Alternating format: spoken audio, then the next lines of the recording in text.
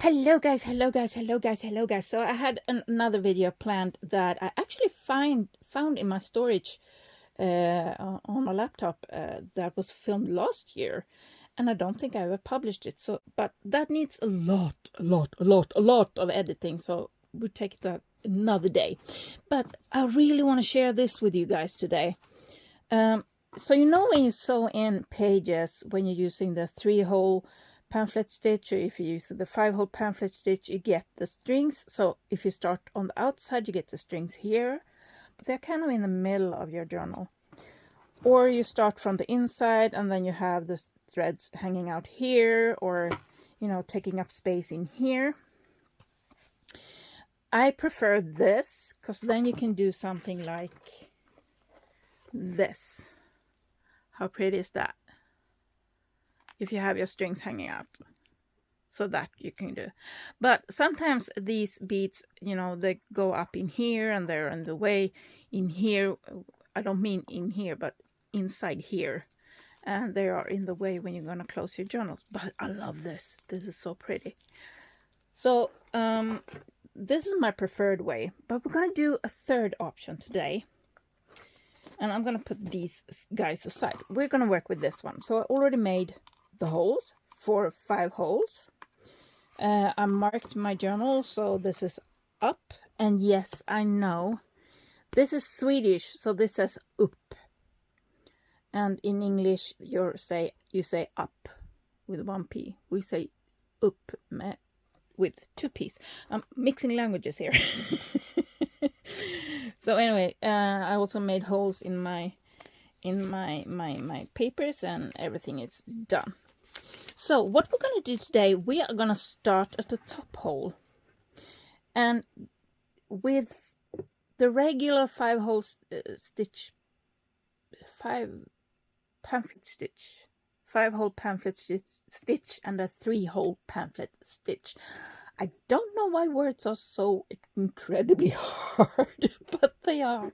Okay, so where you start your sewing, if you start here, you're going to have the strings hanging out there, like we have on this one.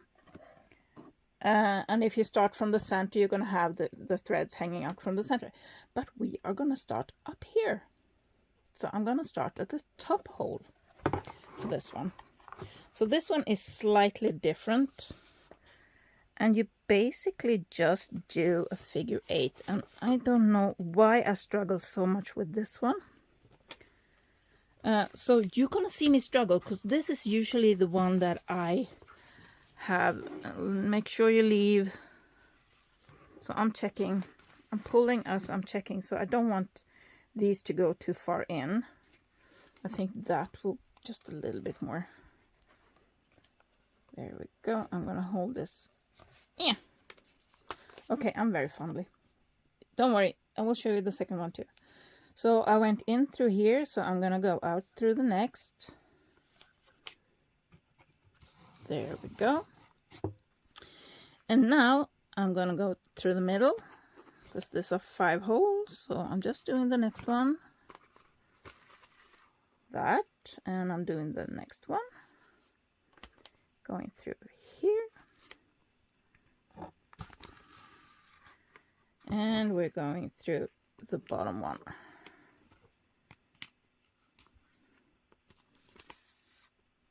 Now I prefer the doll needles. I don't have the one with no point, that's not sharp.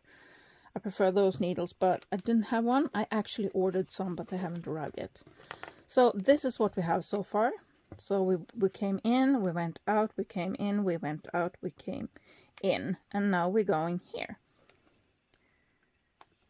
So I'm going, so where I went in on the other way, I'm going out on this way. So here we are, and this is the tricky. When you're doing the second row and you're going back in the holes and trying to find the holes without getting stuck in the previous stitch. And this is where you kind of need to start to tighten everything up a bit.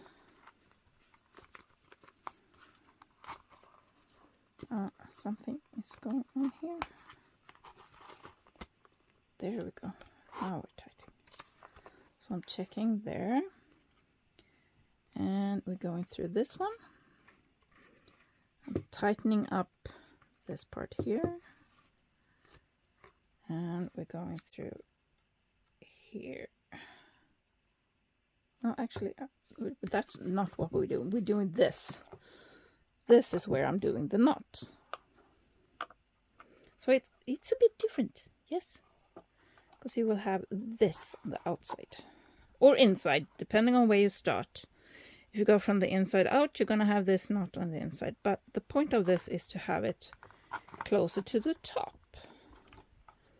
And we do another one. There we go. And I'm going to cut this off. So I'm just going to snip off. So here I have 4 strings that I can put some beads on. So we're going to do the next one. And I'm removing these clamps. And I'm gonna do the folding things later. I'm just gonna clamp this so it's out of the way. And I have my string here. I already cut it in size. There we go. That took a while. I'm so fumbly.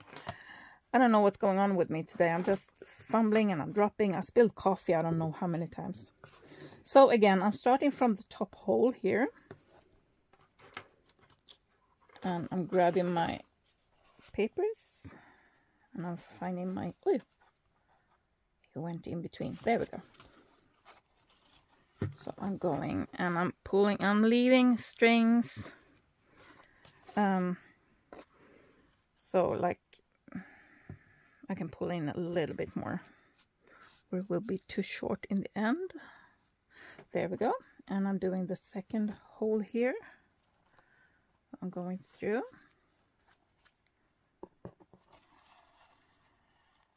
There we go. And I'm going from the outside in to the next hole.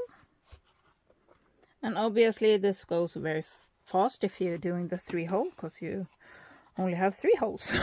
Obviously. Oh my god. I swear I say the silliest things.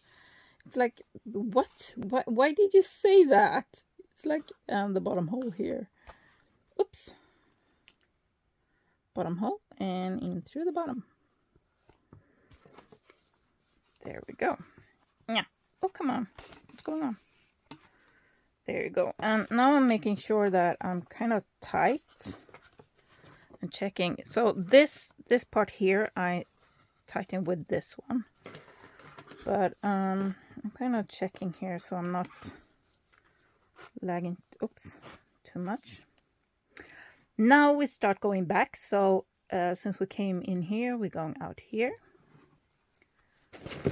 And I made slightly, I just punched the stack of journals that I have next to me. I just made that tip. It's one of those days today. Do you have those days where you just kind of tip stuff just fall all over the place? It's just chaos. So there we go. And we tie this. And I'm trying to get the 2 knots approximately the same height here. And I'm double checking that everything is tight in the middle here. It's nothing is too loose. No, we're good. We're good, we're good, we're good. So I'm just tightening this up. And yes, I know I'm not a pink person. I don't like pink, but I actually bought these nails secondhand. They were new, but I bought a whole bunch of. You're gonna see me with some nails soon. There we go. And now I'm removing those clamps and let's remove that. So now I have this fun stuff. And you can hang a lot of fun things from this one. You can put beads on it like I did on the other one, or you can attach tassels to them. You can put charms hanging from the bottom here maybe, so you have long strings.